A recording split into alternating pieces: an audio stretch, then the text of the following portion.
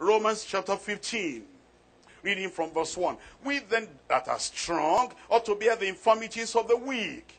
We then that are strong ought to bear the infirmities of the weak. Have you ever listened to a Christian talking about another Christian? I don't have time for anybody's weakness, because I am strong and I want strong people around me. Hey, that's not the totality of the scripture. You know what the scripture says? We then that are strong, we ought to bear the infirmities of the weak and not to please ourselves. Anytime we're trying to please ourselves, our love is not the way it ought to be.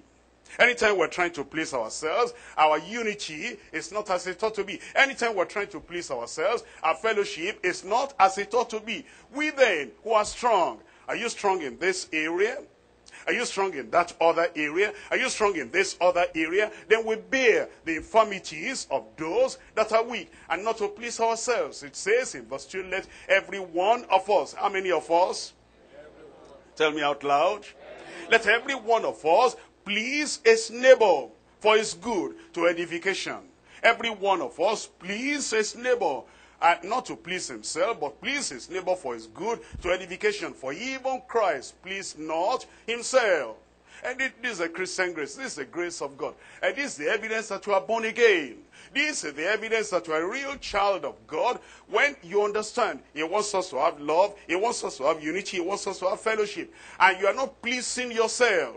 You see, anytime you are trying to please yourself and you disregard the needs of other people, the result is going to be disunity.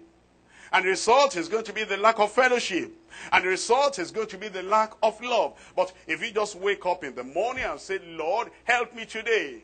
Help me today. And give me more abundance of your grace, more abundance of your love, and more abundance of the truth of your revelation. So that, Lord, I will not please myself.